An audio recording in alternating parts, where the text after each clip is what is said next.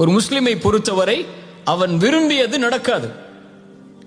அல்லாஹ் எதை விதித்தானோ, அவனுக்கென்று எது முடிவு செய்யப்பட்டிருக்கிறதோ அதுதான் வாழ்வில் நடக்கும். ஒரு முஹ்சினை பொறுத்தவரை எது அவனிடத்திலிருந்து எடுக்கப்பட்டாலும், எது அவன் விரும்பியது நடக்காவிட்டாலும், அவன் தேடிய உறவு கைகூடாவிட்டாலும், அவனை பொறுத்தவரை அவன் மனதில் நினைப்பது அல்லாஹுடைய நாட்டத்தில் உள்ளது.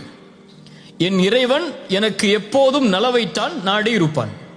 எனக்கு அநீதம் செய்பவன் இறைவன் அல்ல, எனக்கு நலவு செய்பவன் தான் என் இறைவன். என் தாய் எனக்கு கெடுதல் நினைக்க மாட்டாள், என் தந்தை எனக்கு கெடுதல் நினைக்க மாட்டாள், என்னை நேசிக்கக்கூடியவன் எனக்கு கெடுதல் நினைக்க மாட்டான். அதுபோல்தான் என்னை படைத்தவன் இவர்களை விடவெல்லாம் மேலானவன். அவன் ஒருபோதும் எனக்கு கெடுதல் நினைத்திருக்க மாட்டான். அவன் நாடியது நடந்திருக்கிறது, நடப்பது எனக்கு நல்லது, நான் அதை விரும்பாவிட்டாலும் என்பதைத்தான் ஒரு முஃமின் தன்னுடைய வாழ்க்கையின் அடிப்படையாக கொண்டிருப்பான்.